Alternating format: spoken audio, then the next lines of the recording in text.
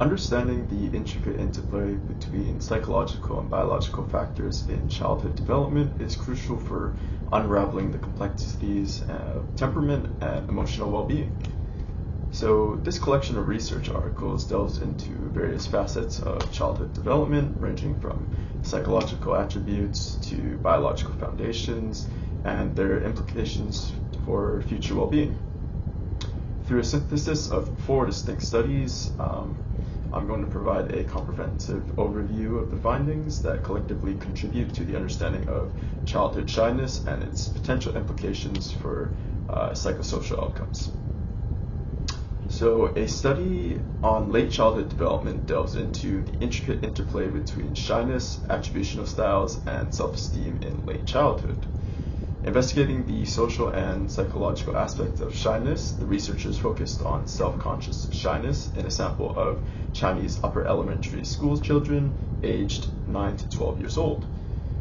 This study found that the attributional styles, specifically attributing positive and negative events to internal, stable, and global factors, were significantly linked to shyness. More so, low self-esteem emerged as a contributing factor to shyness, which highlights the role of self-evaluation in shaping social interactions.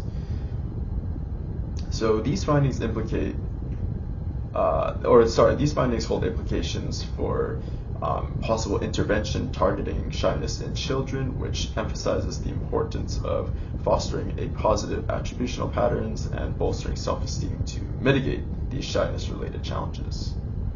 Furthermore, we can explore the biological factors in determining childhood shyness by examining the fascinating link between gut microbiome changes and early childhood temperament. So this study examines how variations in gut microbial composition during the first 2 years of life related to toddler temperament. Through comprehensive microbiome analysis and temperament assessments, the researchers revealed a predictive connection between the gut microbiome and temperamental traits in toddlers. This innovative finding has implications for understanding the complex interplay between biological factors and psychological development. Now, if we highlight the potential role of the gut-brain axis in shaping temperament, this study understands that the significance of early microbial interventions is crucial in promoting healthy psychosocial development during the critical early years. In addition, we can go even deeper into the biological setting of childhood shyness. So a study on the biological basis sheds light on the complex origins of this temperament trait. They investigate the potential genetic and neurobiological factors contributing to childhood shyness.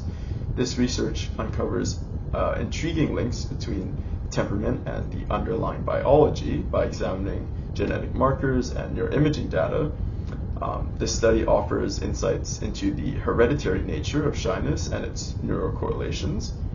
These findings have implications for our understanding of temperament's multifaceted nature and also suggests a potential avenue for early identification should this be detected, and provides a great intervention strategy for children who are more predisposed to shyness.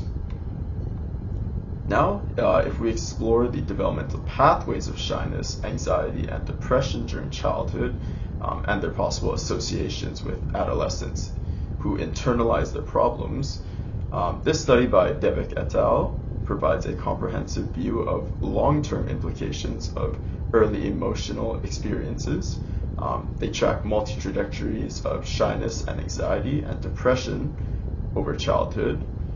And this research reveals intriguing patterns of continuity of change, which also underscores the interconnectedness of these internalizing problems and their potential to cascade into even more severe outcomes further on in adolescence.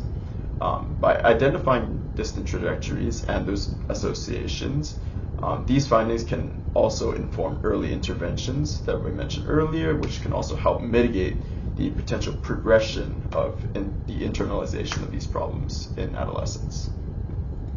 So my research question and the research knowledge gap that I chose to address is the relationship between childhood shyness and the potential development of mental health disorders such as body dysmorphic disorder. Since there hasn't been much research done in this field, I thought it would be quite important to kind of address this gap, since if we do find an early detection for this type of research, we can possibly mitigate or prevent earlier signs of body dysmorphic disorder.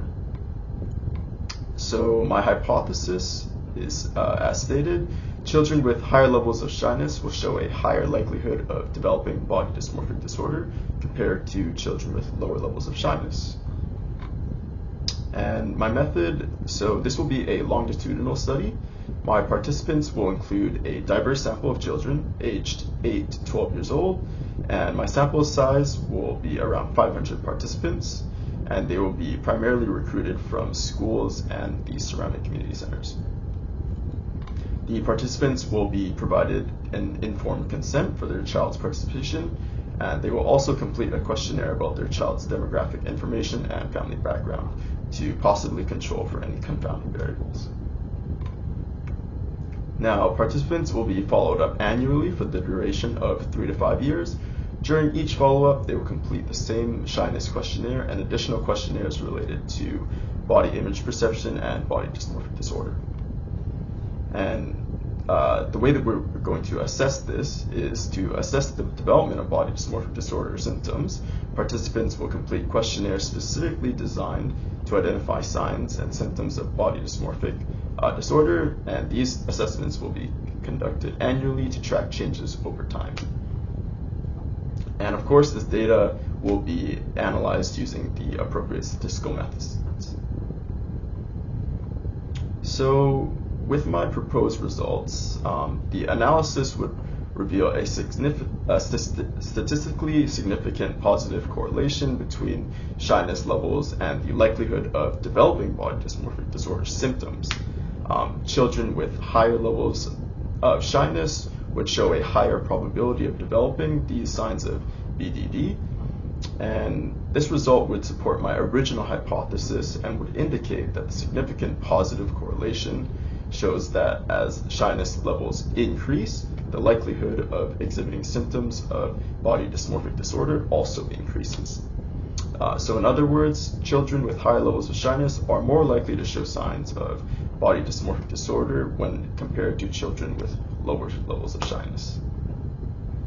Now, these could have practical implications for identifying children who are currently at risk. So schools, parents, and mental health professionals could potentially use these results and use shyness as an early marker to identify children who might be more prone to developing body dysmorphic disorder. Early interventions and targeted support could then be provided to them and help prevent the further progression of these symptoms. And if my hypothesis is confirmed, it would provide evidence for the hypothesis that higher levels of shyness in children are indeed associated with the increased likelihood of developing potential mental health disorders such as body dysmorphic disorder. So based on these results, we could then lead to a more improved treatment outcome, since a lot of the underlying causes of body dysmorphic disorder are still unknown. We can take the implications from this current study and analyze the biological aspects, since they contribute so heavily to the levels of childhood shyness. We can then use those to kind of analyze and address those at an earlier stage in childhood development, which can reduce the possible psychological and emotional burden that individuals with undiagnosed or untreated body dysmorphic disorder often experience, which can also lead to the inhibition of further anxiety and depression due to their distorted body image.